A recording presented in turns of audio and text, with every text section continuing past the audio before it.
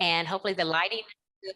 Hopefully everybody can hear me. We have just now started to record this.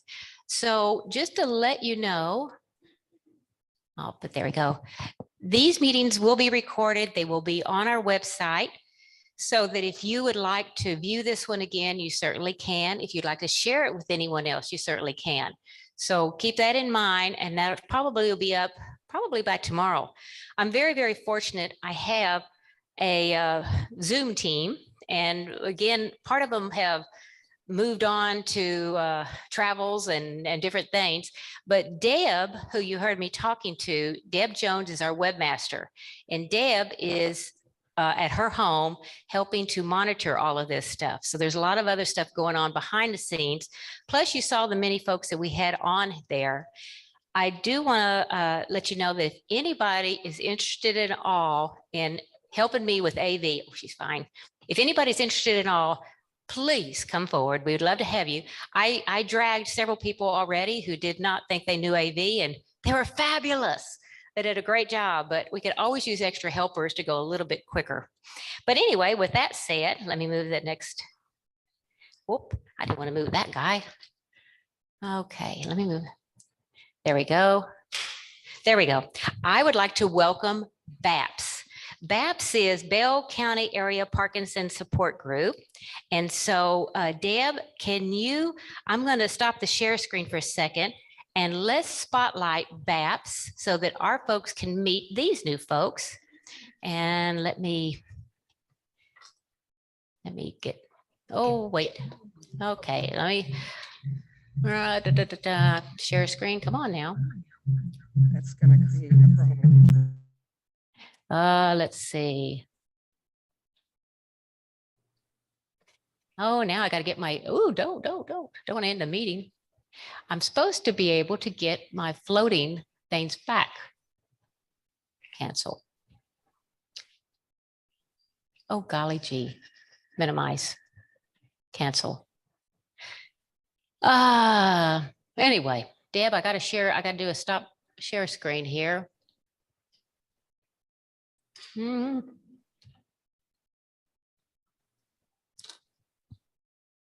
There it is. Now I got it back. Okay, now I can do the stop share screen.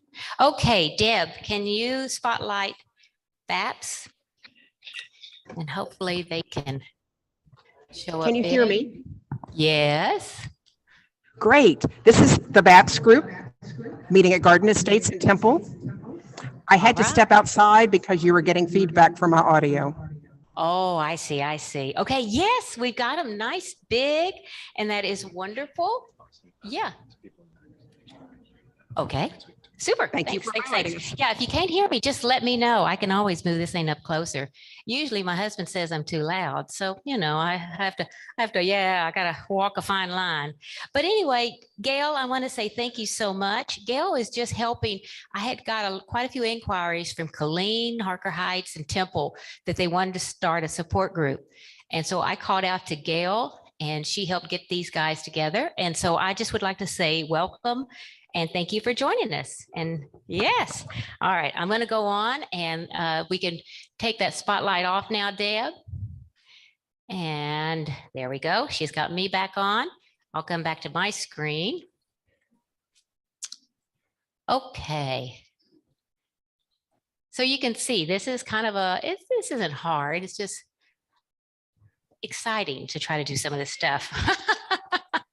Okay, what I'm going to do now, this is when I hide this so that my group, y'all don't see them all the time. That black line will go. This is July 28th. This is our agenda. And first and foremost, and I'll be bringing them up here, David Ott and Medtronic, our meeting sponsor, which means that they brought the cookies and water, and I'll call him up here in a second.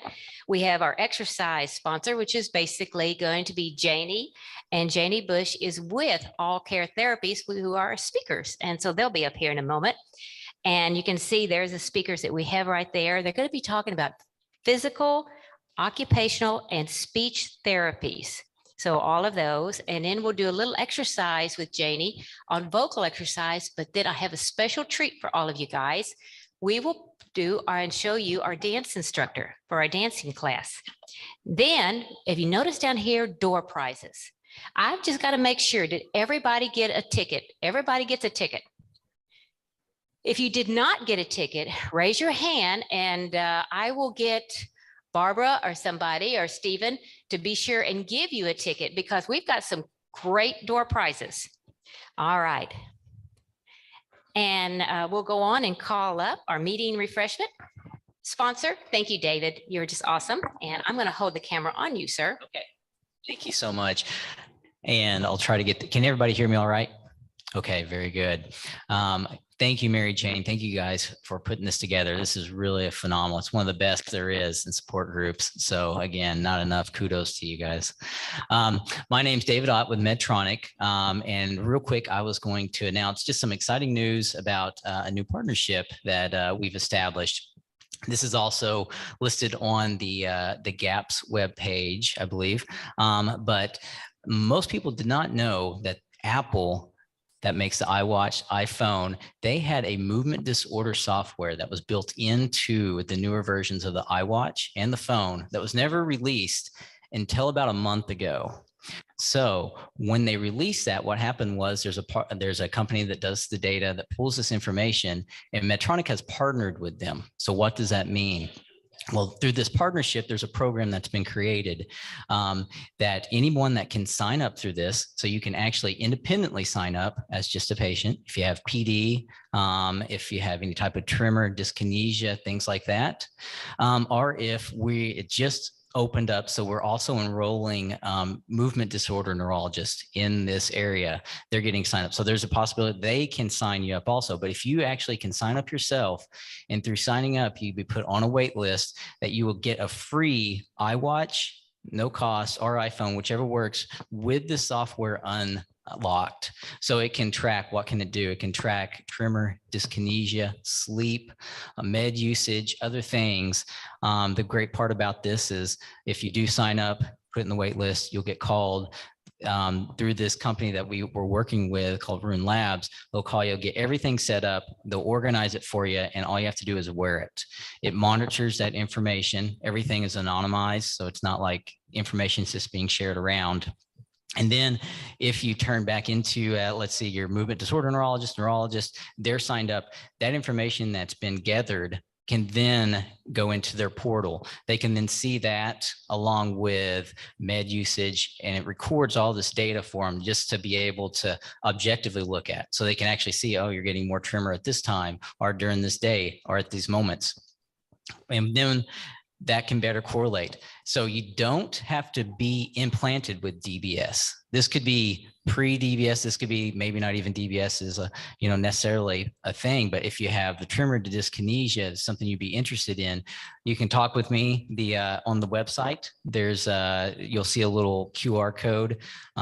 Feel free to come by, talk with me about this. It's just released. Like we've just released this. All this has happened in the last month in this new exciting partnership.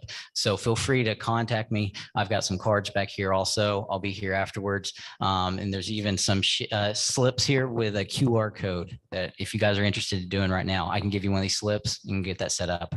All right, I'll be brief. Mary Jane, I'm turning it right back to you. Thank you, David. And I just want to let you guys all know that I did go on and sign up for this for my husband, Dave. Dave, I signed you up, baby. And for some of you who are fairly new, and I know y'all are new, I have been now the facilitator for right at going on 12 years. And Dave, my husband, has had Parkinson's now for a little over 20 years. And so I'm always signing him up for all sorts of stuff. But anyway, I signed you up. This is on our homepage of our website to get this device, which is pretty cool, pretty cool. All right, moving right along. We will be exercising with Janie Bush later on. And so we'll come back to that one. I want to talk about our dancing. If you'll need to stay to the end of the meeting, and our dance instructor will be here. Her name is Luz. And as you were here at First Baptist Church, that's University, or also known as Highway 29. The Grand Living is that real big facility that's just right across the street. That's where we're doing our dance classes. And it is a lot of fun. Several of us have already been going. And it's just fun. It's just a fun opportunity because you're going to learn that my mantra is to educate, exercise, and socialize. And that's exactly what we'll be doing. So I'll introduce you to Luz a little bit later on. But we also have another class. And Stephen, if you'll come on up, please, sir. We have another one. By the way, these are free. These are free that we're working to get grants and to get funding to pay the instructors, but they're free to you. We do our vocal exercise, music therapy. Music therapy is just singing, but we're very fortunate to have Stephen Darrow, who is also the chairperson for our board. And he is a speech and language pathologist, and he leads us in vocal exercises. Thank you, Mary Jane. We're doing Mondays at 10 a.m. right now. The days that I'm there, we do 30 minutes of voice exercise and 30 minutes of singing exercise.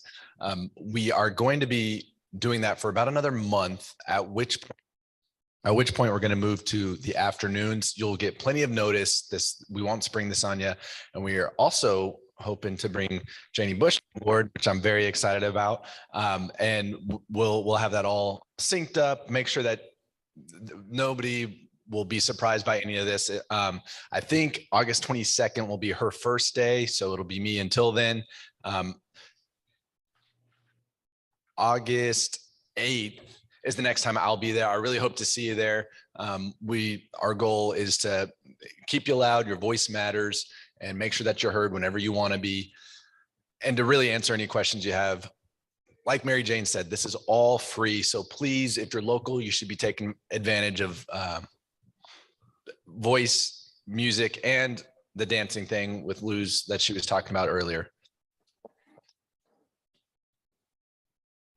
Thank you, Stephen. Thank you very much. Hey, I do want to introduce someone who's not on my slides, but Robert, if you'll please stand up.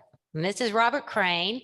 Robert Crane is a professional photographer who has volunteered to help me out by taking pictures. And these are some of the pictures that you'll see on our website.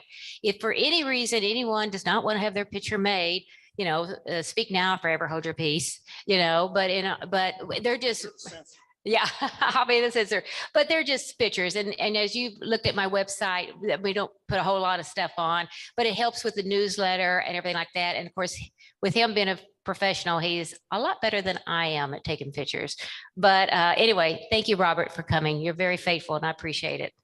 All right, moving right along. I had to tell you about this, you guys. This is really, really good. Many of y'all came to our meeting last month. And the last month meeting, we had a big symposium that was put on or co-hosted. We helped co-host it, but they basically did all the work. It's called Parkinson Movement Parkinson Movement Disorder Alliance. And this group is fantastic. Okay, they are coming back to Georgetown. Now they're going to do a different type of program. And I would like to encourage all of y'all to come, because what it is, it's a support group leader training. And you might say, I don't want to be a support group leader. Well, that's okay. But it is a training to help you, to help me even. So it's free.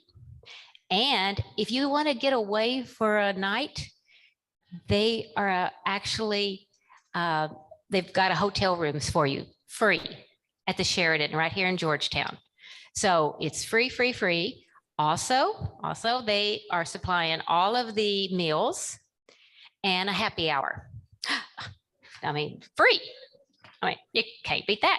And they're wonderful. And it's going to be fun. So I would like to encourage all of you guys, or if you know anyone, again, this does not obligate you to be a support group leader with me by any means, but what it does do is just help you to know more about what I'm doing, or what, and I'm going to learn. I've got to learn, because there's lots of stuff there so that we can all be better support group leaders to help each other. So this is all on our website. If you have not been to our website is awesome. All of this is on there. And again, you can sign up totally free. Okay, moving right along. Today's topic again is going to be with all care therapies. All care therapies, you can see we have up there, they do physical, occupational, and speech therapies. They're all together, and they're just right here in Georgetown. You got the owners right here. In fact, ladies, if y'all want to come on up, you can see what their mission and goals are. I'm going to let them speak. And yep, that's it. I just wanted to be sure. Let's see. There we go. I am now going to stop this one. Stop share. Okay, excellent, excellent. All righty. And I'm going to turn it over to them. Okay. Let me Introduce yourself. I will. I'm going to pull up my slides.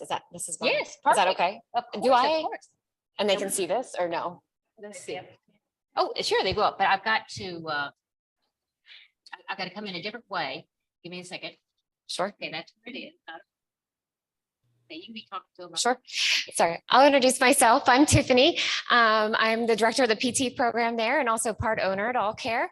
I got to meet a few of you guys last month at the symposium. So I apologize if I'm going to give a little bit of a repeat with my section that I get to chat with y'all about, but then you get these three lovely ladies after me that kind of gets to give you some new fresh information about what physical, occupational, and speech therapy can do for y'all and really allow you guys to take charge of your diagnosis with Parkinson's, to continue to live your active lifestyle without any limitations.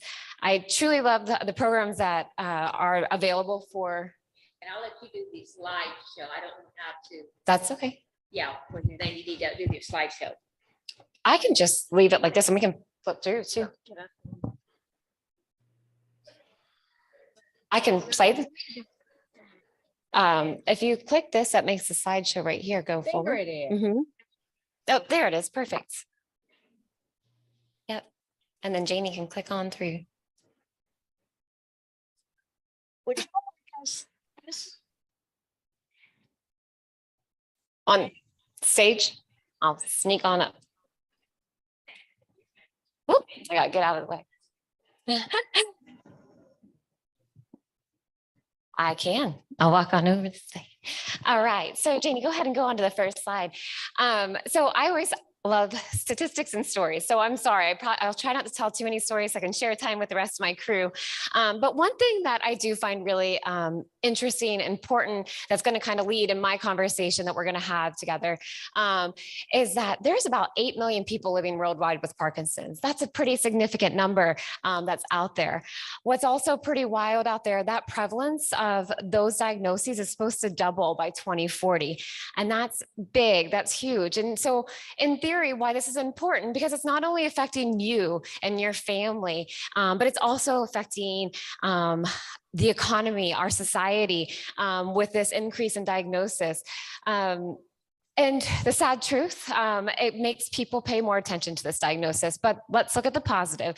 And the positive is that means more money is going into this diagnosis, more research is going into that diagnosis, which is fantastic for y'all because there's a lot of great findings that are out there to help you guys and programs that are out there, not only pharmacological or surgical, but also with your exercise classes and your therapies that you guys get to be a part of as well too. So what I want to do is kind of highlight some of the cool research that's coming about that's specific to exercise and exercise with movement, and then also exercise with your voice as well too. So these are just 4 bullet points of 4 different articles that are out there. There's so many in regards to physical exercise, but this top bullet point describes about how forced exercise can improve symptoms in Parkinson's disease.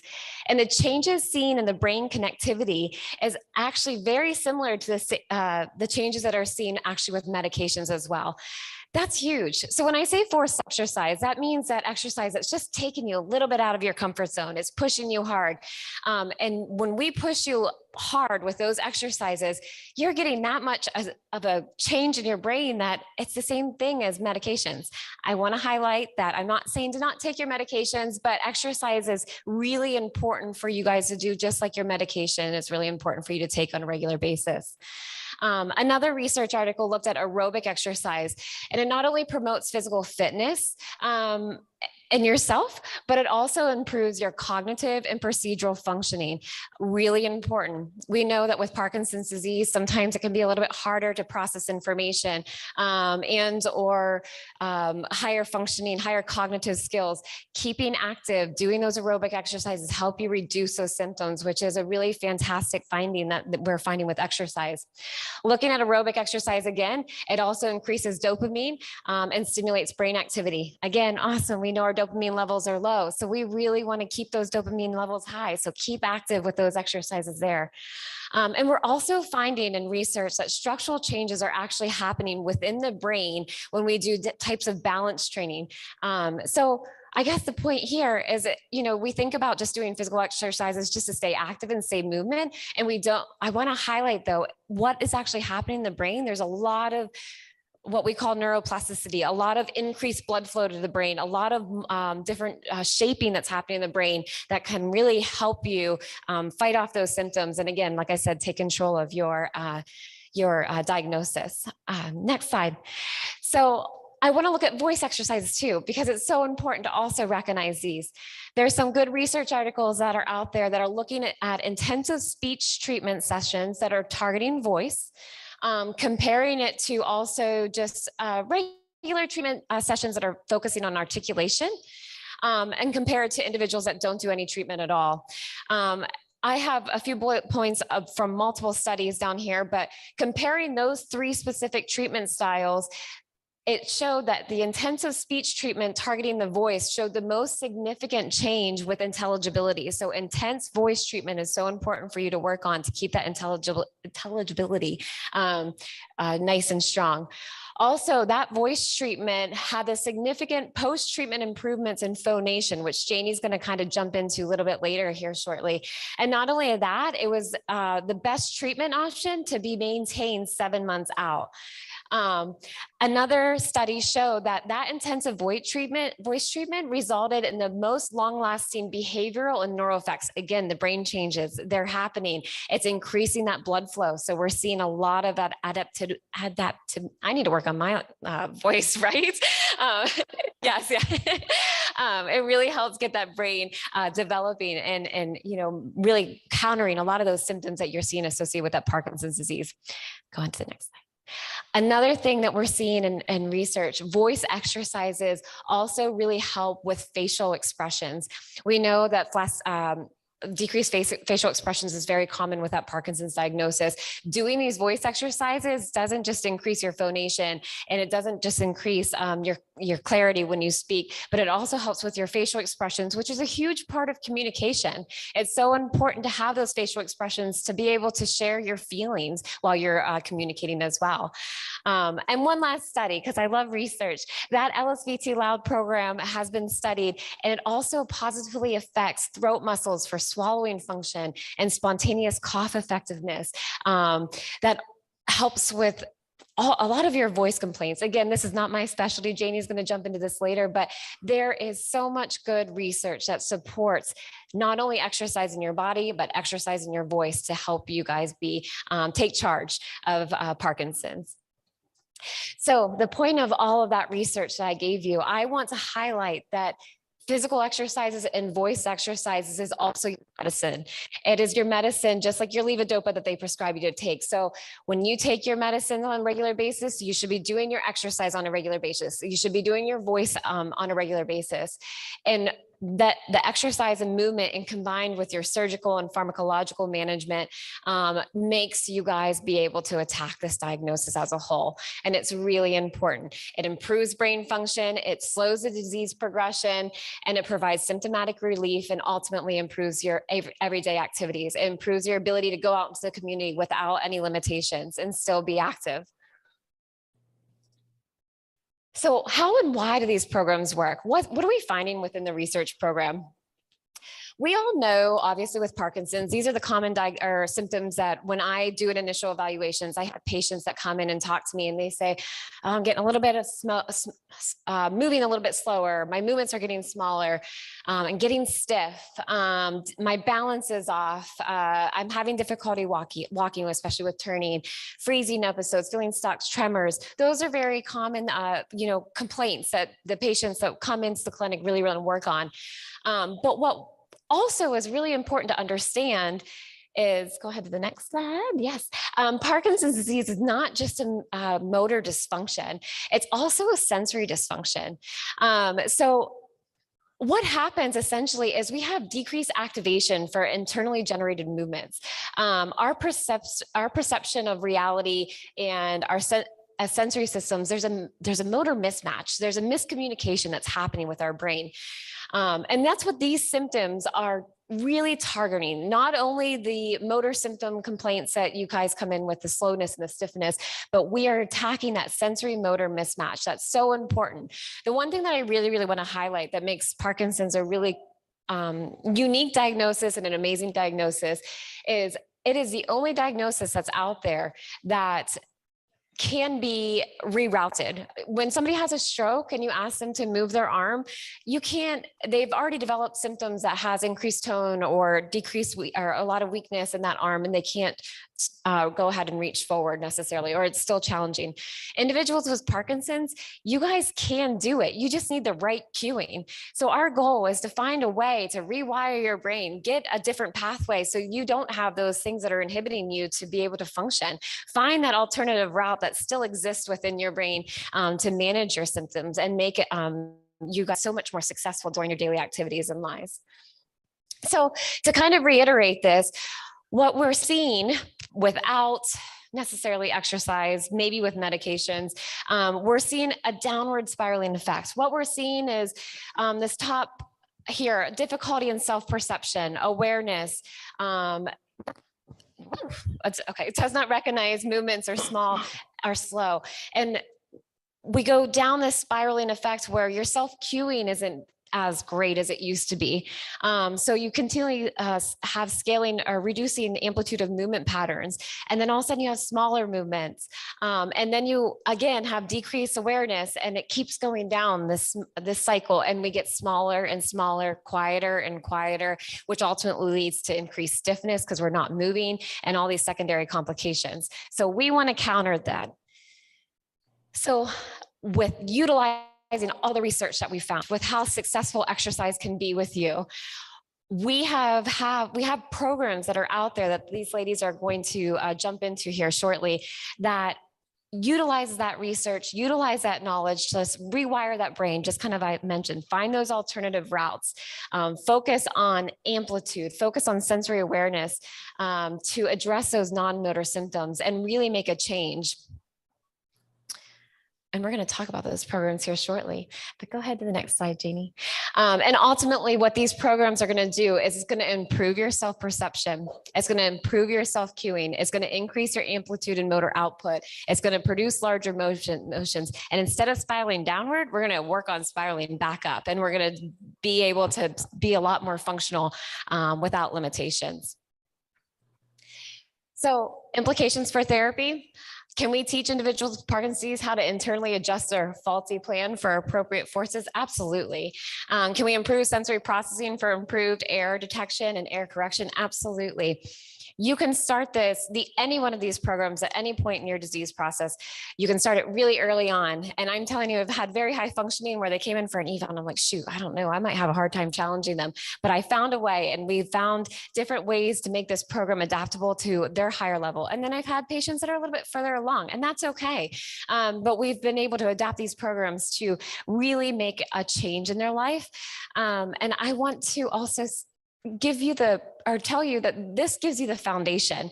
This gives you your roots. So when you can take this, so you can start right away and then take these roots, this foundation out to your exercise program, out to your dance programs, out to your yoga programs and learn.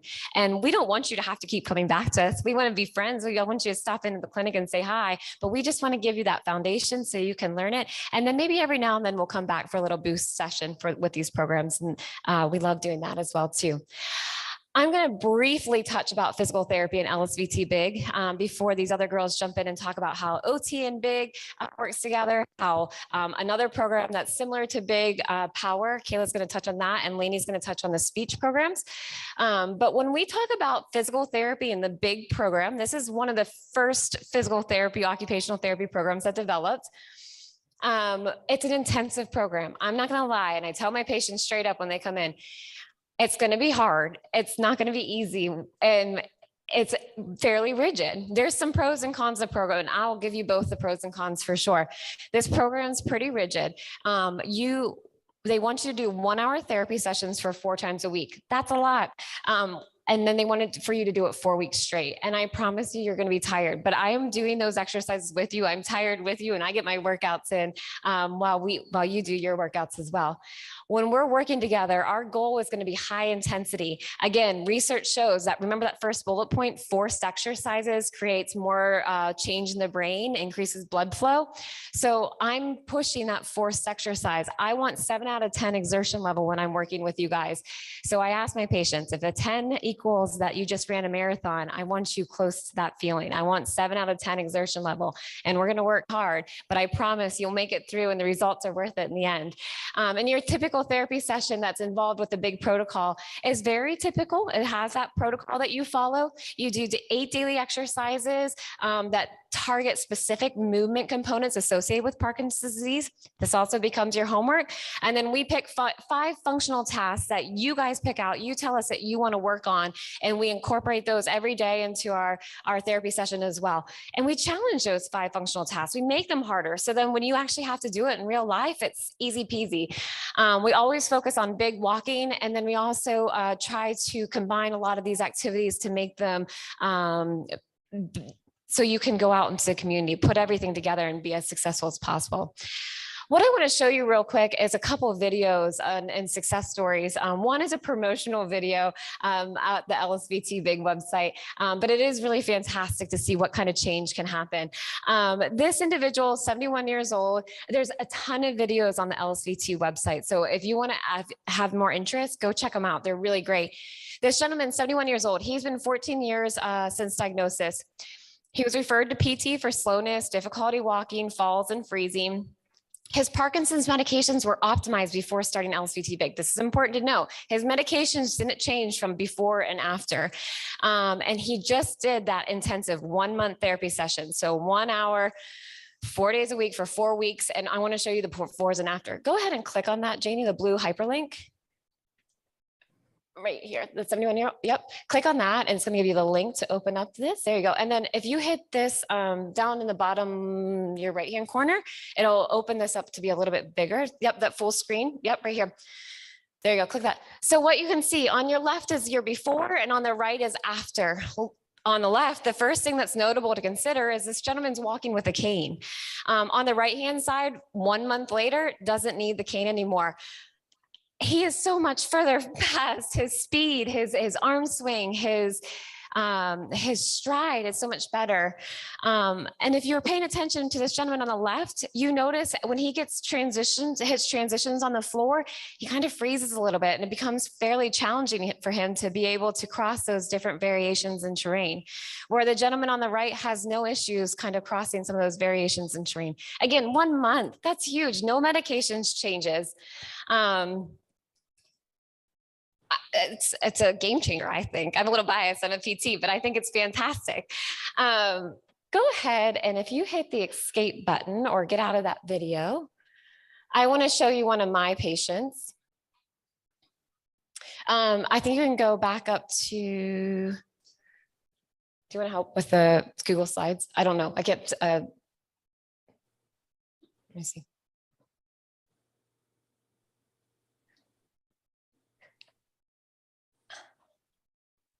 This next video, while they're trying to get the PowerPoint back up, is a gentleman, and there's a short clip just of his walking forward and backward. He's actually my first patient I ever worked with in the LSVT Big program. He is one of my favorite gentlemen that I've ever worked with. And maybe because it was my first time working in this program, I honestly only became certified because I had to teach this at the University of St. Augustine. I did some teaching there. Now I'm at actually the University of Texas. But at the University of St. Augustine, I had to teach it. So I was like, well, if I'm going to teach it, I might as well get certified in this program. But then my first patient came. I was like, shoot, I'm going to be nervous. I don't know if I can do this. But we worked so hard. You can go actually to the next slide. And the results were fantastic. When he first came to me, he had 11 years, he's been diagnosed for 11 years. His goals were dressing. He said that he couldn't put on his pants anymore without stumbling and falling. He had a really hard time getting out of the chair. Couldn't really get up off the ground. Stepping backwards was a challenge. Couldn't climb ladders. He was still very active with climbing ladders to be able to fix things at his house. Go ahead and click that blue hyperlink. And this is going to be a quick video, but look at the pace change with his walking. Check out the arm swings. Bottom right hand corner, there should be an expansion, double arrow. Yep. And then go ahead and push play on that bottom left hand corner. You got it. So go ahead and look at the changes that are happening here. On the left is him walking, little stiffness without big arm swing. On the right-hand side, he's moving so much faster. His backward walking is significantly improved. And I'm not asking you to do backward walking all the time in your life, but one of the things why backward walking is so important is because when you start stumbling backwards, you need that reaction to go ahead and catch yourself. That's why it's important to go ahead and work with those. But you can do so much in 1 month. And quite frankly, I've been practicing for 11, almost 12 years now. I don't think I've ever seen this fast of a change in any one of my patients that I've worked with. So I hope that you guys take this information and utilize it. Come to All Care if you want, but you don't even have to come to All Care. Find a therapist that's certified in some of these programs. You can do wonders. And I hope that it encourages you to keep on working. But the next person that's going to come up is Kayla. Kayla is one of my PTs and she's certified in the POWER program. So she's going to tell you a little bit about the difference with the POWER program. Thank you. Awesome. Hello, everyone. I am Kayla. Thank you, Tiffany. I'm one of the PTs at All Care. And like she said, I am certified in POWER. So I'm here to bring you a little bit of information about just another treatment approach, another option. POWER stands for Parkinson's Wellness Recovery. Slide. It was developed by a physical therapist named Dr. Becky Farley. And it is based off the principles and research that support the LSVT BIG program Tiffany was talking about. Can y'all hear me? Okay. It was, it utilizes the same I am training. Maybe I need to move. Okay. It utilizes the same high amplitude training as LSVT BIG and some of the same principles supported by the research.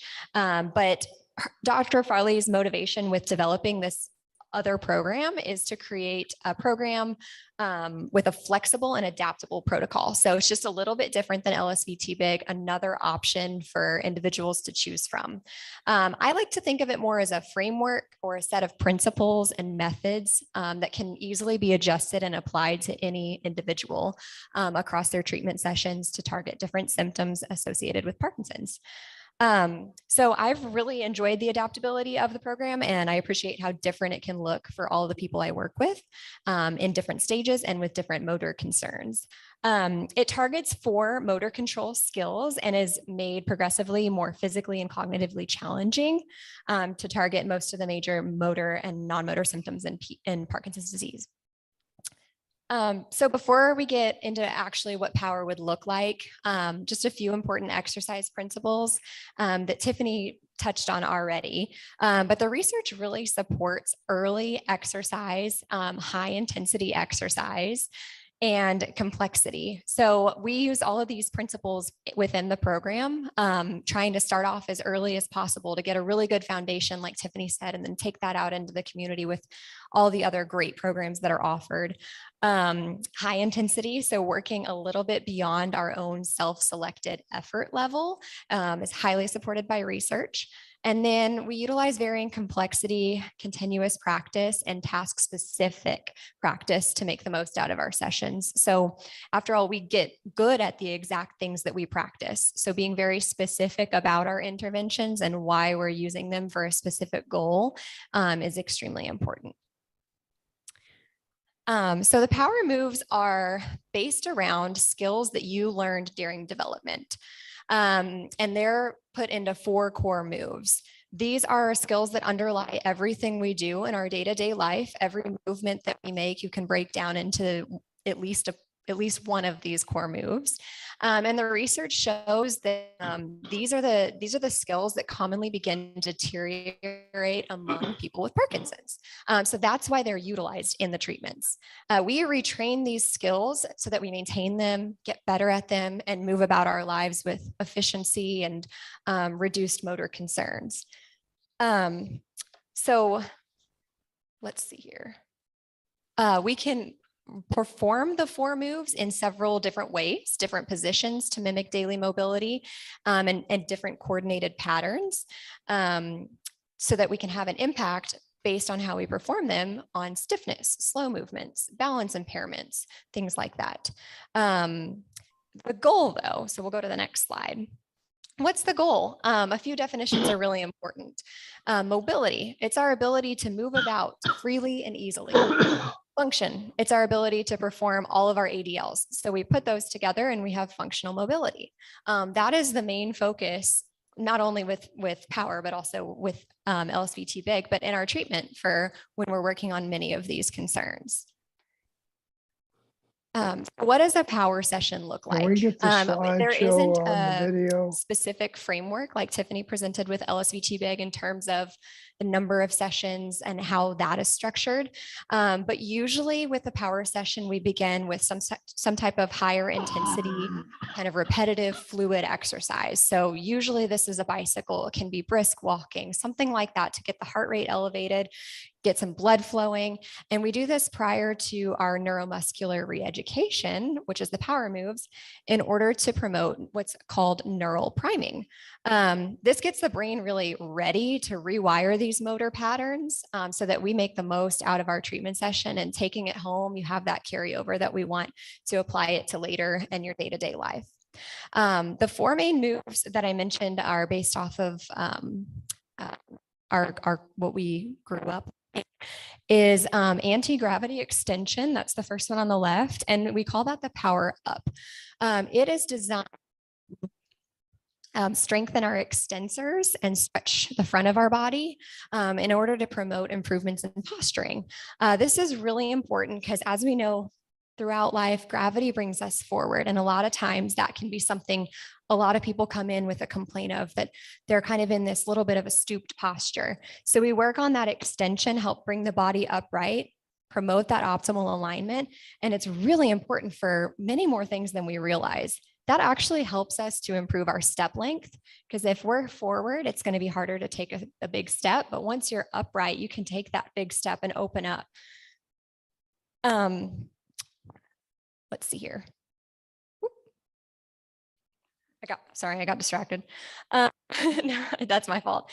It also helps to improve our center of gravity, because if our center of gravity is forward over our base of support, it's going to throw your balance off forward. So being upright helps you keep your balance, make your walking more efficient. We also work on weight shifting. So that's called the power rock. That's the second move of the 4. It's really important to target improvements in movement initiation. So sometimes people experience that hesitation with producing a movement. The power rock is utilized in order to overcome that. Really focus on that weight shift force transfer. Axial mobility is the third, and that's called the power twist. So that's not something, if we're not intentional about, sometimes we don't do a whole lot of rotating intentionally, even though it is involved with things like getting up out of bed, moving from one place to another, getting in and out of the car. It's required of us. So it's really important to use those 2 moves together, the weight shift and the twist, in order to help with all these different types of transfers. And then finally, working on transitions. So that's the 4th move. It's called the power step. And it helps us to move in different locations in space, and the goal of improving our efficiency and effectiveness. Obviously, we use stepping patterns all the time when we're walking around, moving about our life. But we also need to think about too, if our balance is a little thrown off, we're constantly using a stepping reaction to try to right our balance. So basically, those are the 4 moves. We'll go through them in so many different ways. We can perform them really slowly, where we can focus on getting a big amplitude movement, really get those nice big movements. We can do them a little bit faster, but still big, where we're really addressing that bradykinesia, which is the slower movements. And then one of my favorite things to do too is add that cognitive challenge in with these moves in a flow. So performing one after the other, or just a few in a sequence that's changing. So we really challenge the brain to go back and forth between different tasks and switch from one to another. And it provides a really great challenge, more similar to how we move in our day-to-day anyway. So like I said, I've really enjoyed using Power. I've seen some really great benefits for the people that I've worked with. I love how adaptable it is. So what might be a Power session for one person will be completely different for another. And that's just really exciting to me. So we can customize towards any individual's goals. Now that this is up, it may be a little difficult to see, but all of this can be also seen on the Power website. It's a great resource if you're interested in learning more. But I put just 3 of the positions here that you can do one exercise. So this is the Power Up that I talked about for that extension strength, performed in seated, standing, and on your back. And so that's those are only 3 of the options, but we can do it on hands and knees, on your stomach, to mimic whatever we need to for your day-to-day. I think that was my last slide. Yeah, that one. Perfect. So I'm happy to answer any questions you may have after the rest of the presentation, but thank y'all so much. I'm going to pass it over to Becca now.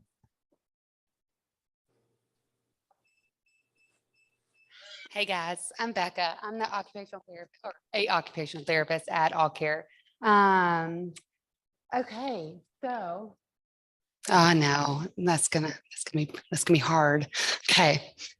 So we all need to engage in activities in life that feel meaningful and that keep us independent, whether in our work, our hobbies, our social life, or simply just like taking care of ourselves. Our overall goal is to increase one's safety, security, and functional independence as symptoms progress.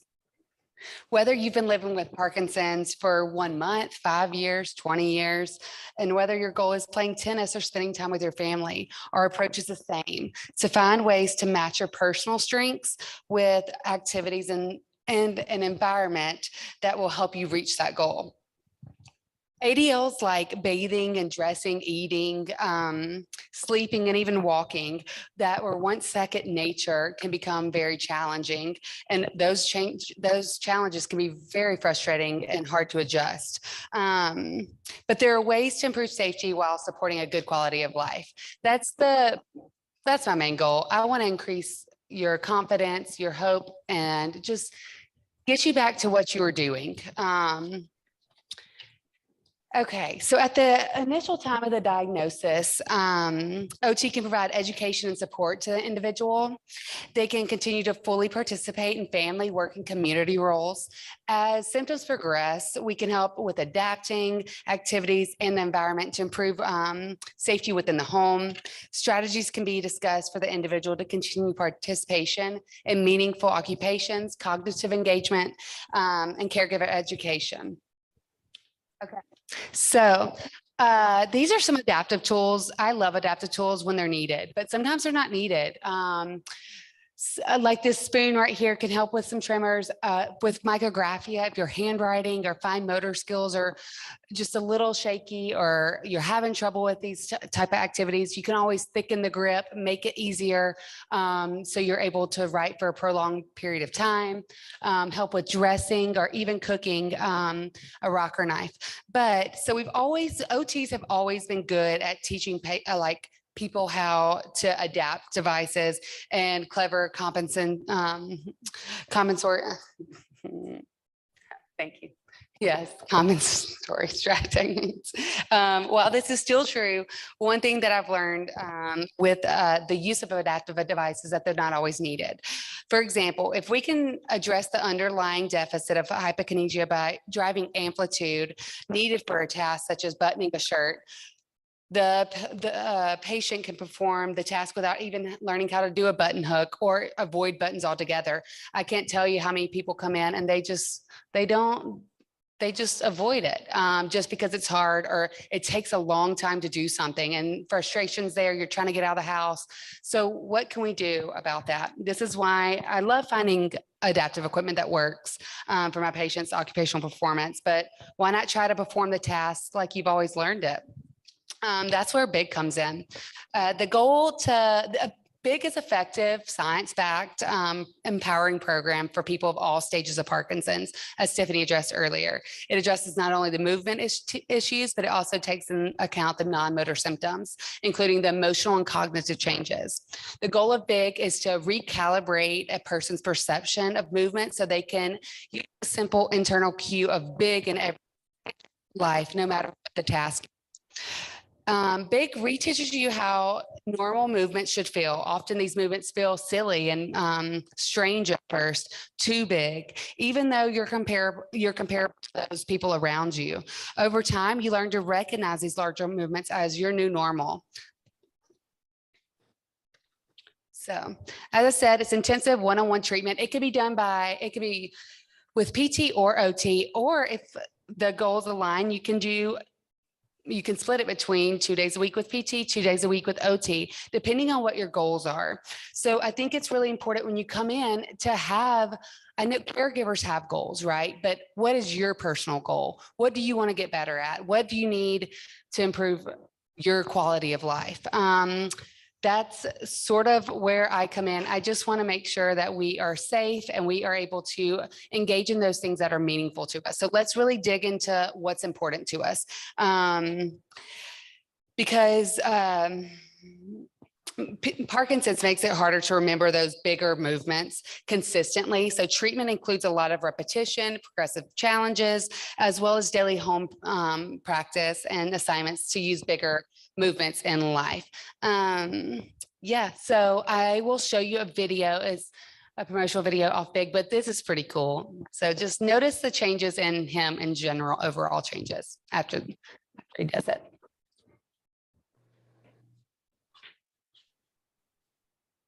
Good. And I want you to just kind of notice as you're watching Bob do these ones, it's a very slow, small kind of movement that he's using to try and get those buttons through the buttonhole.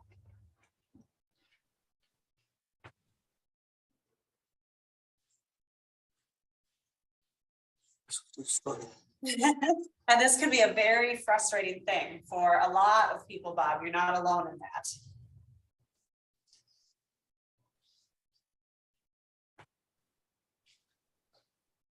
Does the top button tend to be one of the hardest ones for you? Okay, good, you got it though. All right. Let's do it. Ready? 1, 2, 3, go again.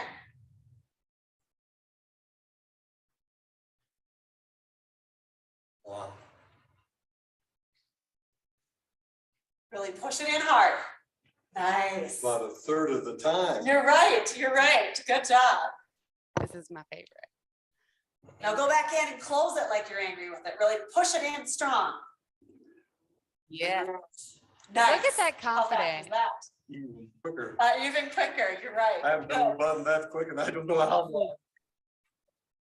So these seem very small, like, that could change a day. Being able to get dressed by yourself, those fine motor movements. Yes, the bigger movements, the gross motor is very important and that's where PT targets, but I want to see the fine motor movement. So like even Tiffany has a great story of somebody just manipulating a puzzle piece after doing those finger flicks with it. They couldn't do it before. And so look at your hobbies, look at what you're interested in, and come visit us at All Care. I'll be happy to answer any questions. If you have any, I'm gonna pass it over to Janie.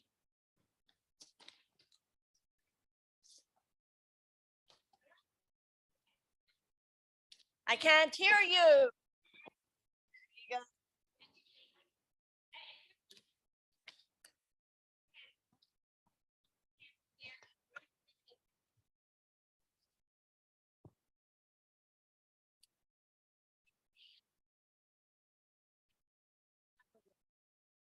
But anyway, things that have been working. I'm sorry to disturb you guys. Oh, Hey, Jane, you're on. all right. How you doing? Okay, who has heard this said in their house? I'm not mumbling. Anybody? Little hand raise. Yeah, no. All righty. Who has responded? Well, you just can't hear me.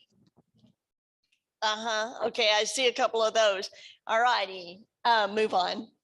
So in speech and communication, a lot of times, and Tiffany spoke on this, it's their perception. Folks with Parkinson's have that decreased feedback loop where they're not realizing that they're not speaking as loud as they should be. We often do a little diagram and give the patient, are you speaking at a 1, a 2, or a 3? 3 being loud, okay? The patient will often say, I'm speaking at a 3. And then the caregiver, the loved one, would say, it's a 1 or a 2. So a lot of times the patient does not have that self-perception that they're so soft and they're talking way down here where we need them talking here. They have the perception they're talking here, but they're actually down. And so we need to get them up in their voice. Parkinson's disease, let's go back one. Oh, I lied. Go there. All right. Parkinson. Nope. I want that one. All right. Parkinson's disease. And as I've worked with my patients over the years, it's a thief, right? Parkinson's disease is a thief. It's a thief of movement. It's a thief of speech, voice, swallowing, and it's a disease of smallness. Tiffany already mentioned how small, as movements start going on, they start getting smaller and smaller. And so in the speech world, when I think about that, I think about your vocal volume. Well, it's related to your posture, your breath support. And so if you're kind of leaning over like this, and many folks, posture changes, if you're leaning over like this, can you get a good breath? No. And so if you don't get a good breath, then your voice becomes smaller, right? Okay, when your voice becomes smaller, when your vocal production, then this area is not motivated, not exercised. You know what else can follow next? Swallowing can become difficult. So let's just talk about the speech disorders. Some of the first signs might be reduced vocal volume, hoarse sounding vocal quality, frequent throat clearing, trailing off at the end of sentences. Okay, where you're talking along, and then you're talking along, and then you're talking along like this. I always say, listen, you're not from West Kentucky. I grew up in West Kentucky, and the farmers there, well, they'll be talking like this, and they don't move their mouth at all. They're just talking about their cow down the road, and they're not moving their mouth. And so you're leaning in, and you can't hear them. So a lot of times, some of my patients may say, hear me say, get out of your West Kentucky. I need to hear you, need to see mouth movement and onward. So mumbled or garbled speech, inconsistent production of voice. Go on to the next one. Parkinson's can affect swallowing. In fact, I was reading an article yesterday where 80% of folks with Parkinson's may have some degree or level of swallowing difficulty. That's 80% of folks with Parkinson's. So some of the initial signs or symptoms might be drooling, coughing during or after eating or drinking, sensation of the food or pills getting stuck in your throat, unexplained weight loss. Now you think, well, how can that be a sign of swallowing difficulty? Well, if you're sitting there eating and it's taking you 45 minutes to an hour to get your meal done, it's because you're automatically starting to slow down. Well, the dietitians out there say, well, if you eat fast, you tend to not fill up, right? And so you eat more, you gain weight and get overweight. Conversely, if you eat slowly and over time, you fill up faster, and then you say, well, I'm just not hungry anymore. And so ensues weight loss. Difficulty coordinating medication management. I like to highlight that one because you've got a pill and you've got liquid. And that means you've got a solid and a liquid. If you have starting with some lack of oral movement or reduced mouth movements, you start to begin to have difficulty. The tongue has difficulty deciding whether it needs to pay attention to the pill or the water. And so the tongue may decide, well, I'm going to pay attention to this pill. And so then the water goes south, and what happens? You begin to choke. I choke every time I take my medicine.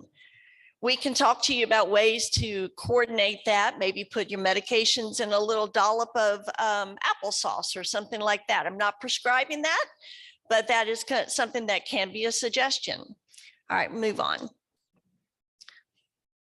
All right, there's two systems, and Tiffany kind of alluded to them. I'm going to now use a more technical term. There's a system called extrapyramidal and pyramidal tracks. These are the tracks that go down from the brain down through our body to tell our body what to do.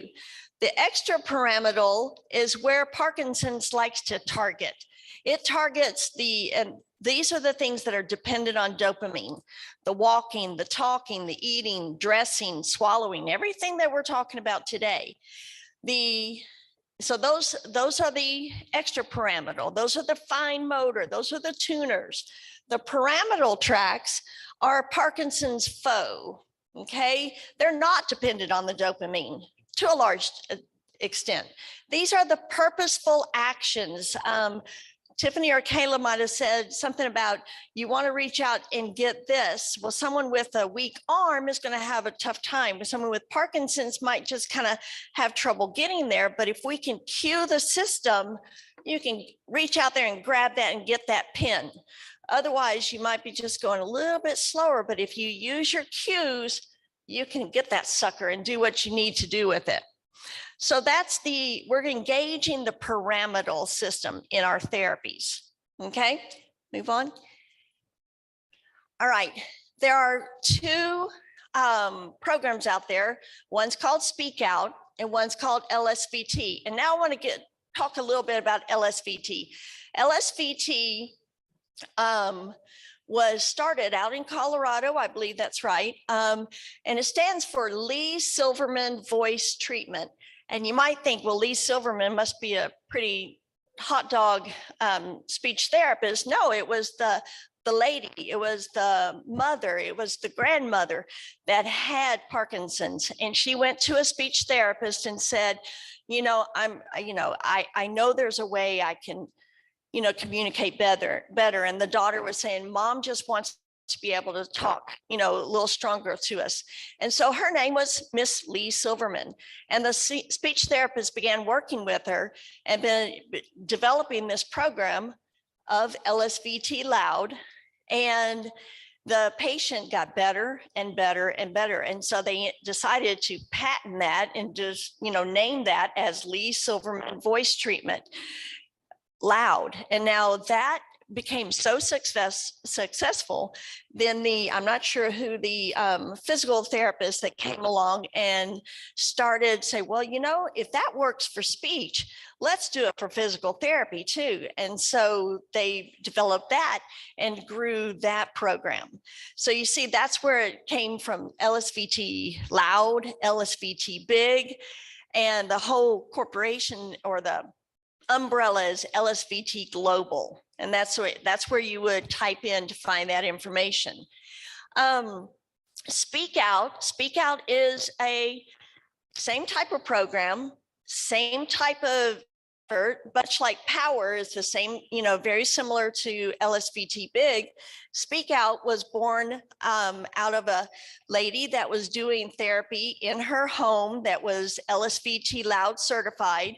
And she said, I need to tweak this a little bit and just make some different little changes. And so she developed the Speak Out. So both programs work on intensity amplitude, movement, vocal ability, the whole works. They both teach intent, purpose, and loud instead of relying on those automatic speech production. When we intentionally or deliberately use our speech and voice, we use the systems that are less dependent on dopamine. So the intentionality of it. So both programs work on daily variables for speech and voice. They do a warm-up exercise or functional phrases. They do a sustained ah. They do vocal glides, and they do hierarchical. I'm having Tiffany's problem there. Hierarchy of speech tasks. So they'll start at phrase level. They'll go into sentence level. They'll go into paragraph level.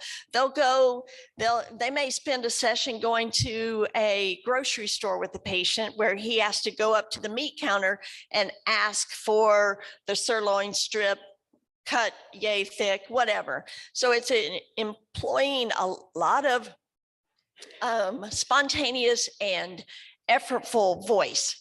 Move on. The speak out sessions are generally scheduled 3 times a week for approximately 4 weeks at 45 to 60 minutes per session. So it's not as rigid as the next slide.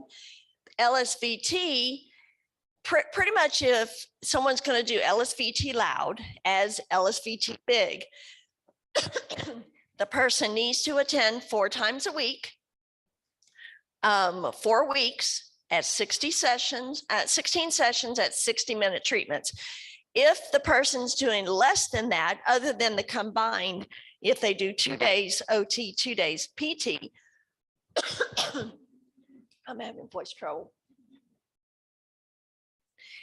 So they have to do it in that manner for it to be called LSVT loud.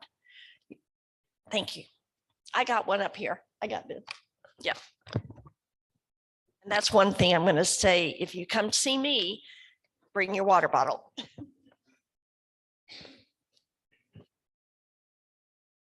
All right. So all care therapies of Georgetown are speech pathology services. We both have LSVT loud and speak out certified clinicians in our building. We all have, multiple years experience. I happen to be doing this for quite some time. And the thing that I bring to the table is my dad, who lives in West Kentucky, developed Parkinson's, and he was in the medical field. He's a veterinarian. So he said, I'm a better doctor than the other doctors because, I have to know what's wrong with my patient instead of my patient telling me. That's a little funny about him. But I would send these exercises, up to West Kentucky. I said, do these. And I had him on the phone. Okay, do it with me. And he would do a great job with me, but yet he wouldn't follow through. And that's the other thing that I think Tiffany and Kayla and Becca would say. It's fine to come to therapy, but if you're going to leave and not do it at home, you might as well not even do it. Okay, it's an important thing. And I've come up with the adage of no longer is therapy done to you, you do therapy. Back in the 80s and 90s, there was a lot of the mentality and the therapy said, come in, we'll do therapy, for you. But now with how insurance is and the shortened lengths of stays, you have to do therapy yourself. No longer are those days of it having it done to you. You got to do it. Let me see. All right, all care therapies, Medicare, it's a Medicare covered service. We are approved for Medicare, or you may have a co-payment along with that. We have appointments available. And this is my final thing. Speech, occupational, and physical therapies can help you balance the whole system by working on big, loud, purposeful movements during your daily activities and communication exchanges to help you live better with Parkinson's. And I'm going to bring up the other staff here. Any questions? We want to open it up for questions now. And you want to, yes.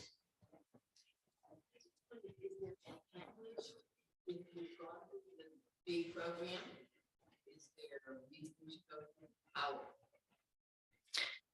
want to speak to that? Yeah, is there a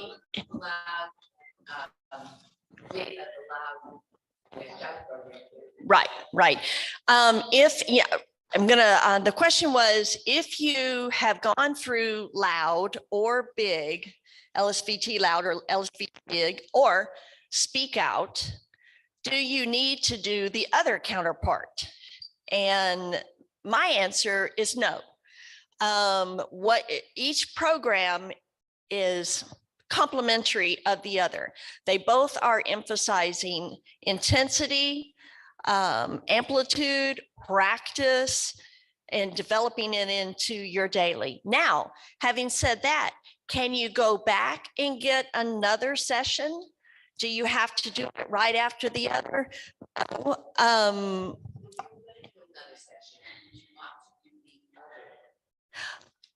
It depends on you. Yeah, it depends. It depends on the therapist who you come to. What is the meaning, how well you adapted to that program.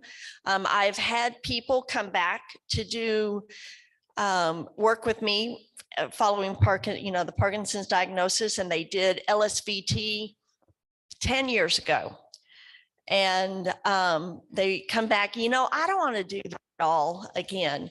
I said, well, let me show you this program. And then they said, yeah, I want to do that.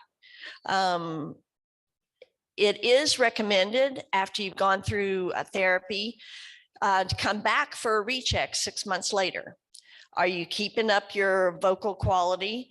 And then you can say, well, I need a little shot in the arm, and maybe 2 to 3 weeks, get another little shot in the arm of either LSVT loud or speak out, or I'm sure power or big. I don't think they would have to come back for a full zone after they've done after 6 months, but speak to that.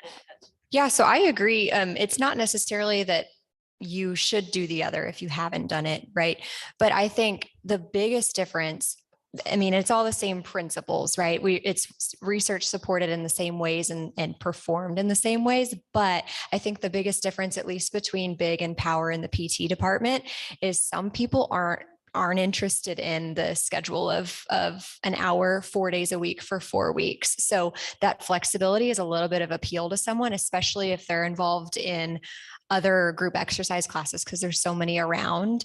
I would say that's my biggest thing, is that a lot of people have that draw towards a little bit more flexible of a program. And then I have worked with individuals that have had big years ago, whatever the timeline may be, and are doing power, just a new approach, a new kind of idea behind working through challenges.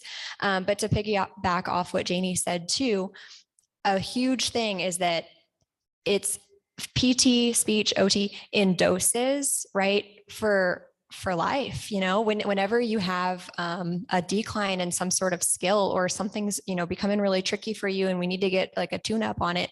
I think that's the biggest thing, is it can really serve as a great tune up. Okay, I got another thought. Okay, go.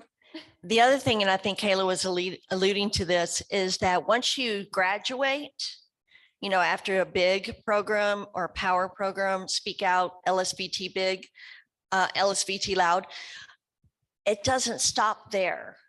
And back to therapy is not done to you. You have to do therapy. You have to continue. Parkinson's is not over with after your 4 weeks. Okay, your Parkinson's is that diddly dang disease that is going to hang on with you, but you now have tools to kick it in the butt and just say, you're going to go down the road a little bit. I'm going to keep living. And so you got to keep doing your exercises. Doesn't mean you have to do them twice a day. No, once a day is good. Just like Stephen mentioned a little while ago, having the voice classes, then there's the 413 boxing. You know, there's a lot of things out there to keep you motivated and keep you moving, keep you speaking. But if you just stop and say, well, I had therapy, it didn't do me any good. Well, it's about 3 months ago. Well, have you done your therapy? No. So, you know, you've got to do it. Another question. Any other thoughts, ladies? Yep. Back where? Okay. Do you have to have a doctor's referral? With physical therapy, they have direct access. In the state of Texas. So in the state of Texas, we do now have direct access. It's state dependent. Obviously, we'll speak solely for Texas because we're here. But we only are allowed, even with our direct access, to only get 10 days worth of therapy before we need a doctor's referral. So we can't squeeze this all in. But what you can do, we have a lot of patients that will call our front office, mention that they would like to come into the clinic. And our front office, if you let us know what the physician provider or that you're working with, we can fax off to the physician provider, request a referral. And if you've been at your physician's office and then or in the recent past, a lot of times those physicians will have no issues signing that referral over, and we'll get you in as soon as possible. So even though we have direct access, unfortunately, it hasn't developed quite far enough yet in Texas, but hopefully fingers crossed soon. We do have some cards back there on the table. So if anybody wants to give this to your provider, neurologist, or anybody and saying, hey, I'd like to do some speech therapy. I'd like to do some physical therapy. I think I brought some prescription pads that you could take that prescription to your doctor and say, would you fax this to, sign it and fax it to the All Care, and then our front office will, boom, take you from there.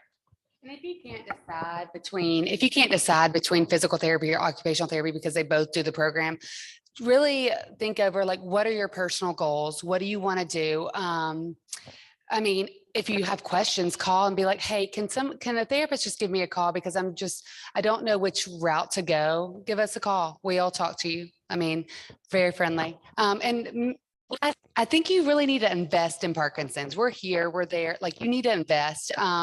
This is our journey that we're on now. So I think let's become friends. You're going to need us. So if you can't decide, reach out and we can help guide you, and you can talk to your doctor about it. So, yeah. Any more questions? We have a question from the Zoom audience.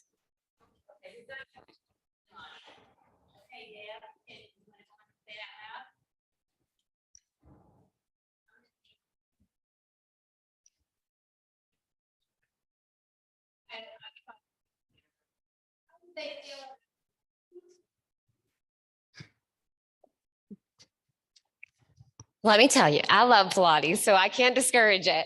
But remember the principles of these programs, right? Big, amplitude, forced exercise. And if anyone's familiar with Pilates, it's an amazing strengthening tool too. It really recruits your muscles in the right synchronous way, where you really activate your core, and then you get a lot of muscle elongation with strengthening thereafter. I want to remind people, the reason why these programs work is because we push amplitude, because we push force. So it's not that I don't I'll get to this. Not that I don't recommend Pilates. I think you need this for your foundation, and then go to Pilates, because Pilates is fantastic. It is such a great exercise program that works on flexibility. It works on core strengthening, and excellent ways that can really help you as an individual with Parkinson's disease. So give the therapies the opportunity to give you the tools, your foundation, utilize what you taught with us, take it out to your dance programs, take it out to Pilates, and you can be really successful. And that can be a great way to have your carryover.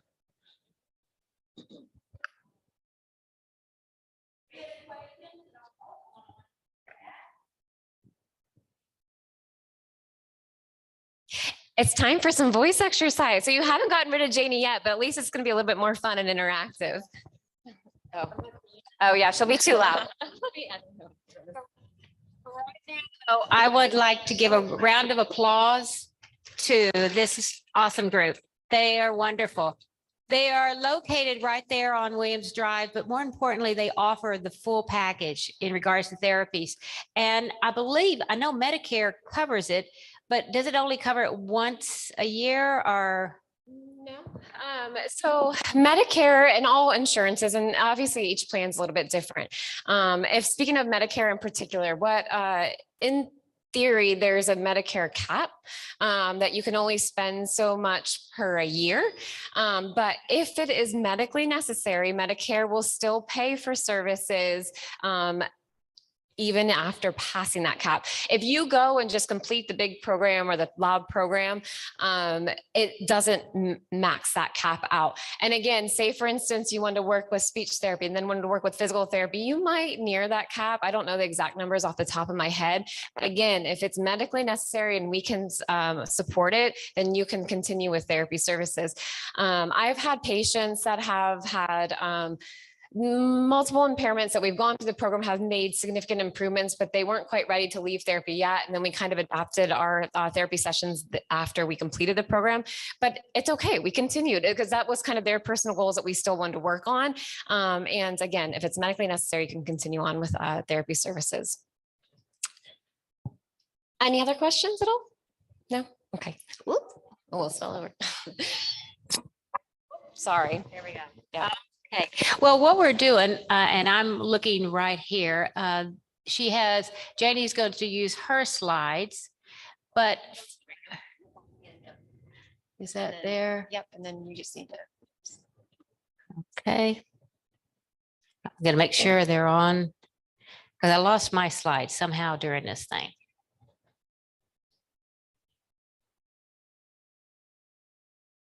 I'm sorry.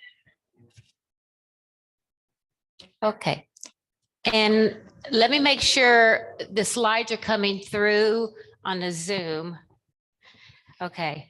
So I'm checking my Zoom screen over here. Okay, We're cool. good. We're good. All right, here we go. Okay, actually, I'm not going to use it. Okay. Now I just got to tell, don't leave yet, because remember, we got door prizes.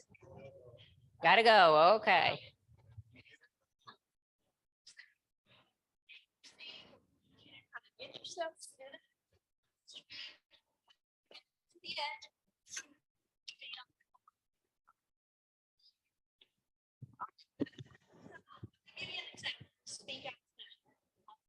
That is what manual.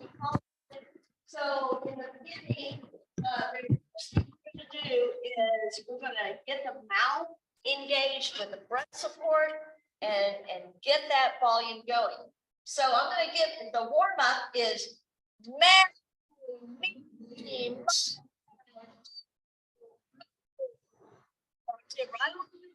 so you got to think about you're moving your mouth, you're getting that good breath support, and you're trying to get her down the hallway.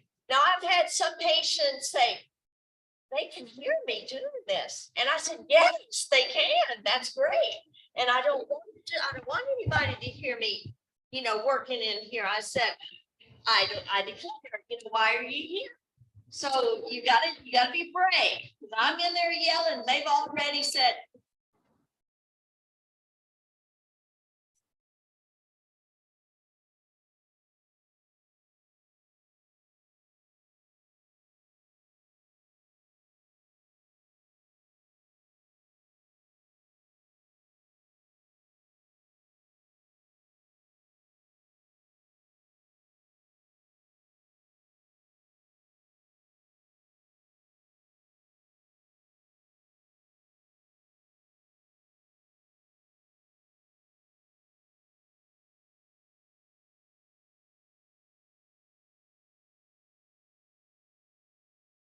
Energy. You get one good. We do need to use it. Oh, Lordy.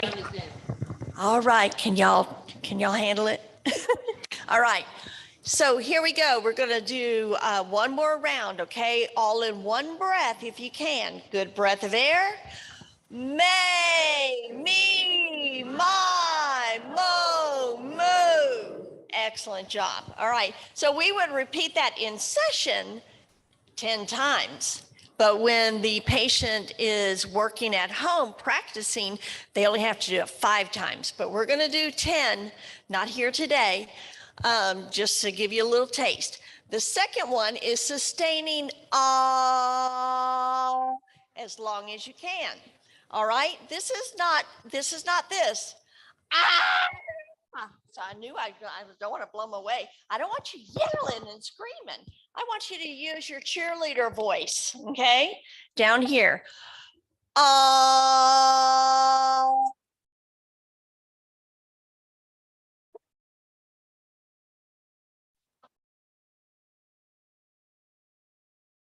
Good. And in session, I'm going to start you out trying to get 15 seconds worth, okay? Some patients are like at 8, 7, 6. They're not able to sustain, but you can do it, all right? Now, we're not going to do, we'll try 10 seconds. Are you ready? All right, good breath there.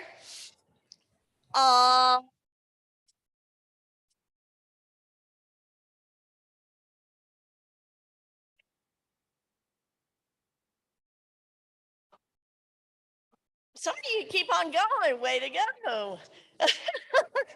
I thought, yeah, one of my old clients can do this for a long time. That's great. All right, the next one is gliding up the scale and gliding down the scale. Now, why is that important? And a lot of people say, now you're not going to make me a singer. I'm not a singer at all. But this is not what it's about. Think about your swallowing. In fact, put your fingers on your throat. Make a swallow. And I call it the goozle there. Do you feel your goozle move up and down? Yeah? Give me a head nod. Yes, no? You feel your goozle move up. All right. When you go up in pitch, your voice box, now I'm going to change the name, your voice box rises up. And it then depresses when you come down. When we swallow, we use the same muscles and mechanism. That's why a lot of times we get the spread over effect of you're working on your voice. You're also working on your swallow too. So let's try it. Forgive me if I break here. I want to start low and go high.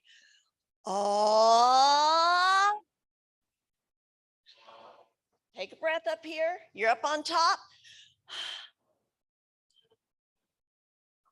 You did it without me. All right, do it again.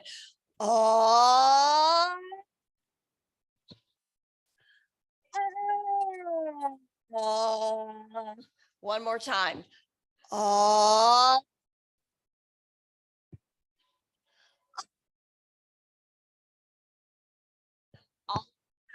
the while, you're not going, okay? We don't want yucky, screamy, yucky sound. We want vibrant. I had a patient today tell me, I can do this so much better now than I could in the beginning. Now he came in, he was a very mild case, but yet he has still noticed a difference. One other little caveat. He had to deal a lot with speaking on the speakerphone of his phone and dealing with receptionists wearing a mask. He goes, they could understand me, where 3-4 weeks ago, they were not understanding him. So it works, guys. And he said, I understand it, what I'm doing. All right, the next thing is counting. This engages the mouth again, engages the breath support. 1, 2, 3, 4, 5, 6, 7, 8, 9, 10, 11, 12. And as the program goes on, those series get a little bit further. You go to 1 through 4, and then 5 through 8, and on. So you start to gather. So let's do a 5. All right, count to 5. 1, 2, 3, 4, 5. Now go on. 6, 7, 8, 9, 10. Keep going. 11, 12, 13, 14, 15. Go on to 20, 16, 17, 18, 19, 20. Do you feel a little tired in your face? Yeah, so you're really using that. All right, then if you move on to the next slide. Another task during this, you're going to be doing reading. All right, can y'all see that well enough to read? All right, we're going to read this phrase. We're going to go down the list, okay? So, ready? My name is Janie. Fine, thank you. You're kidding me. Answer the phone. I need coffee. You don't say. Have you seen her lately? Go to the next. Thank you so much. I hope so. It's better than before. Where's the paper? Speak with intent. Hold on a minute. Live with intent. All right. So you see you're engaging your mouth. You're engaging the vocal changes because you're doing inflection and so on. All right. One more cognitive exercise. This is the last one. That's your cue. All right, cognitive exercise. We employ these. You've heard Tiffany and Kayla and Becca talk about employing cognition along with this. You got to get those brain stimulated up there. So let's see who can do this. And I'm going to hold mine. I'm not going to hear you. Let me hear you count to 30 by 3. Start. 3.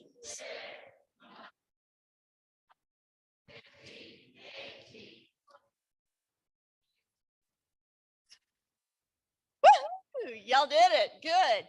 All right. So you do that at a loud voice because you're stimulating that. I've had some patients go 3, 6. And so I've been really slow. I don't care. Just stimulating. Name me 5 presidents. I mean, we're going to get random. All right. Ready? Go.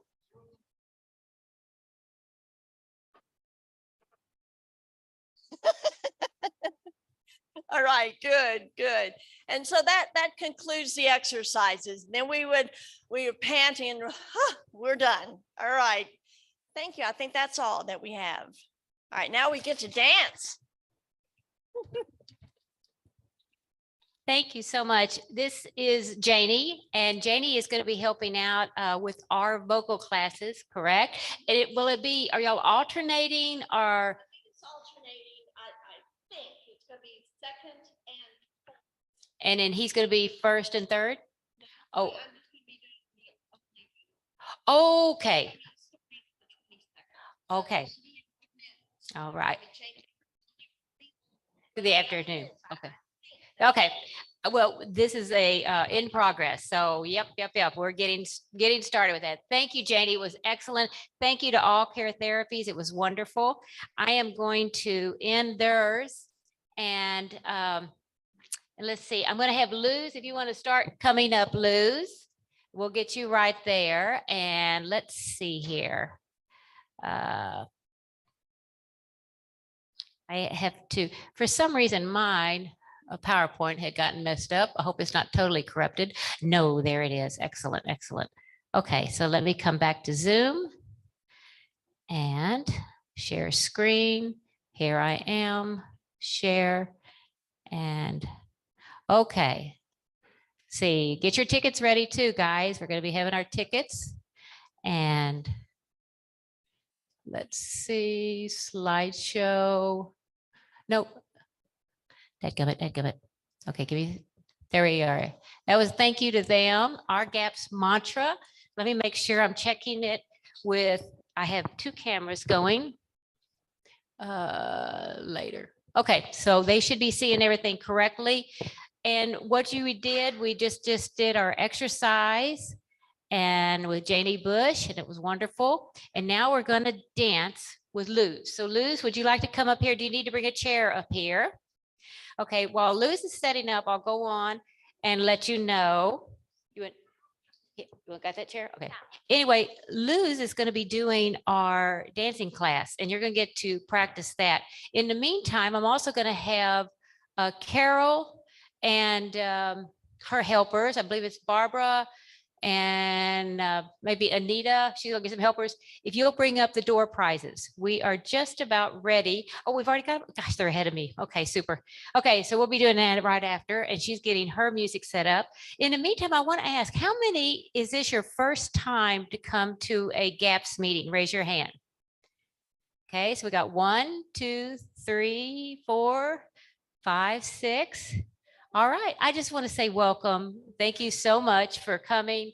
It's really, hopefully you're getting, it's very educational. Some people thought support group meetings were pity parties, sit around in a circle and woe is me, but not here. We're going to have fun. Now, I do have a couple of announcements to be sure and let you know. Again, Luz is setting up.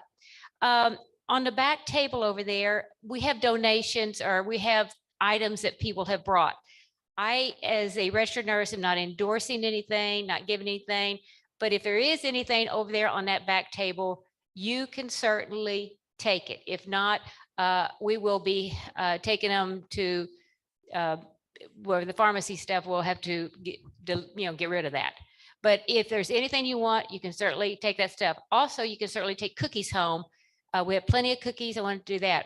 But for some of you who are new, as well as some of my existing folks, the way I get this place free of charge is that we have to put up the chairs and the tables.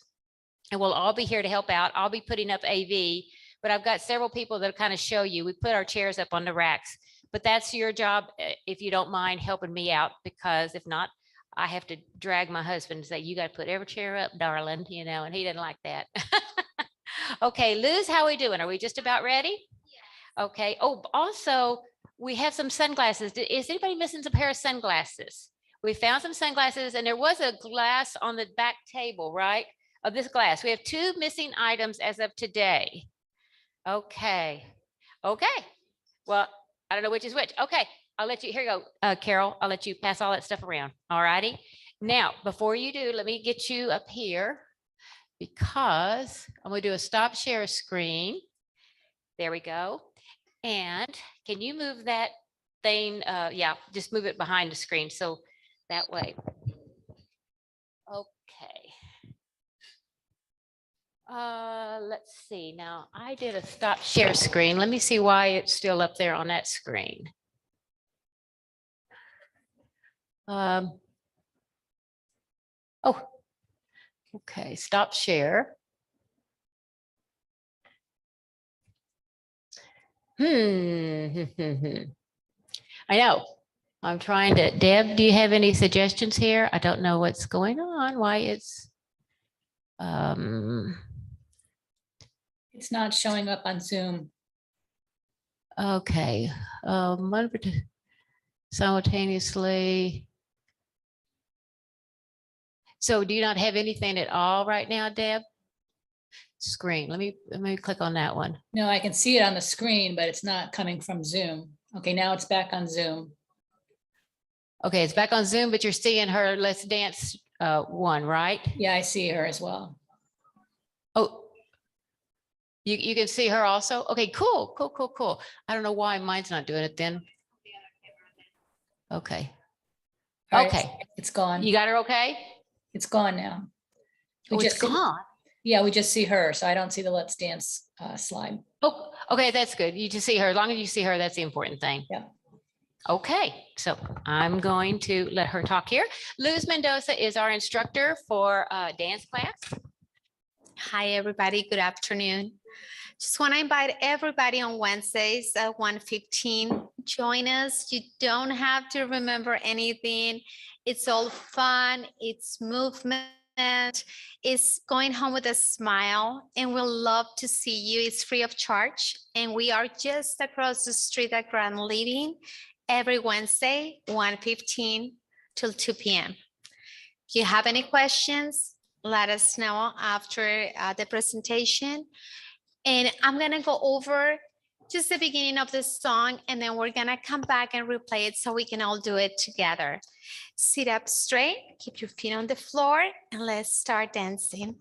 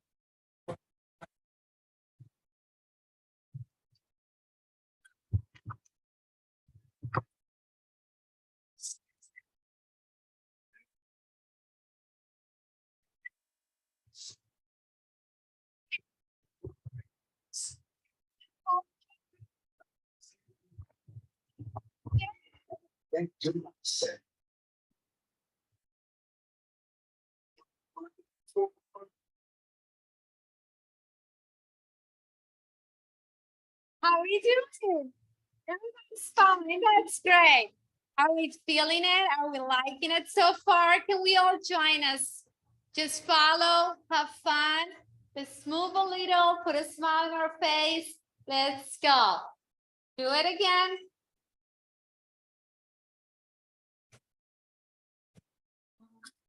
Right here.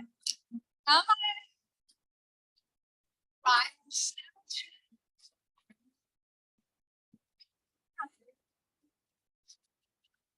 Go.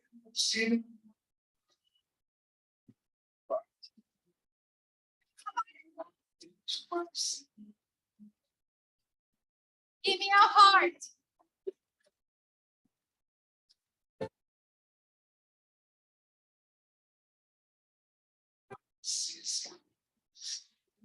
Other side. Go.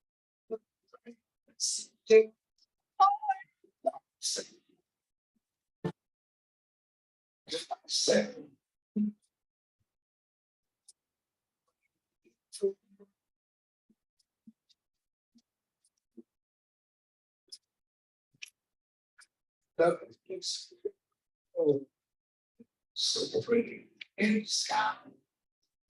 All faces of me.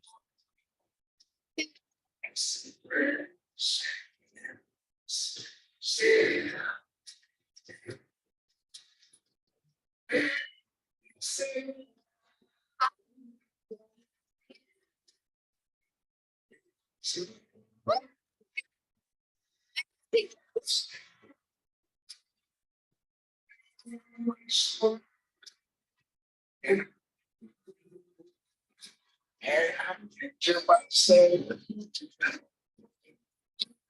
what a wonderful.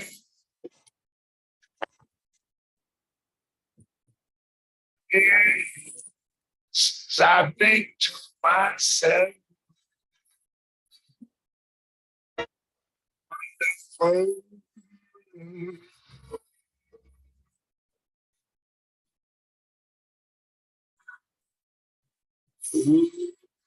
Yeah.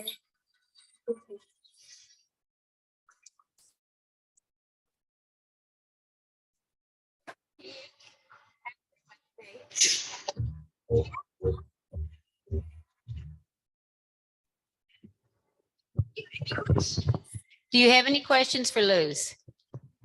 No? Well, we are ready. Yeah, I think he is ready to dance there. Oh, okay. But see, even if you don't dance, it's okay. Did you notice we were on the chairs and doing that? We have a lot of fun with this.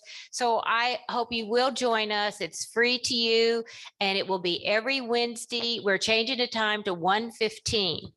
Now, I did get an email that they were having a little difficulty with the sound, but hopefully hopefully my guys are able to hear this now. So we'll see that. Let me see here. We have just one more. Let's see if we can get right over here. Okay. So that was lose lose. Thank you very, very much. Thank you. Just show up. Just show up. Yep. Right across the street. Okay. Also just a, yeah, at the Grand Living. Mhm. Yeah, it's right across the street. So I hope that y'all will do it. Next month, August 25th, we are going to be having a, it's going to be on driving considerations and evaluations. Now, I've got to tell you though, we're going to be in a new location. For one day only, the church is having to use this building. So I'm going to be moving to what's called the McKinney Center, which is right there. It's First United Methodist Church. It's just a little bit farther down on Highway 29. So this is Highway 29 in front of us. We will be going east. And so it'll be past the downtown. I'll have all the directions on there. Yeah, I'll have all the directions and stuff like that. Okay, also now I think we are ready to do our tickets. Okay, so I am going to stop share here and I am going to do a gallery view. So you can see we still have a few people with us. Thank you, thank you, thank you for those that are still with us. And again, I don't know, it's not coming through Zoom, but I still have my PowerPoint up. But in any case, for those on the Zoom audience, I'm sorry, you'll be missing out a little bit on the door prizes, but it'll be fun. All right, so here we go. How many door prizes do we have? 4, 5, yay, okay. Now remember, a lot of people have left, so your odds are even better now. Okay, I'll just look at the last 3 numbers, 3, 2, 6. You got it, all righty, all righty. Oh, did you hear that? Janie said you got to say it out loud. Okay, and here we go again. Okay, the last 3 numbers, 3, 1, 2. That's really cool. You put on into the keys, it helps to turn the key. 3, 1, 2. Okay, we're gonna go again. That means that they must have left. Okay, so here we go. Whoop, whoop, whoop, whoop, pull 2. 3, 2, 7. Yay! All right, all right. Okay. And remember, everybody's a winner today because they all get to take some cookies home too. So anyway, last 3 numbers, 3, 4, 1. Yay! Okay, what is he gonna get? A nice, whatever. I guess he gets this. There's one more. Is there one more left, Anita? 2 more. Okay, ready? Okay, ready? Okay. 303. 303. Another winner. All right, all right. Okay.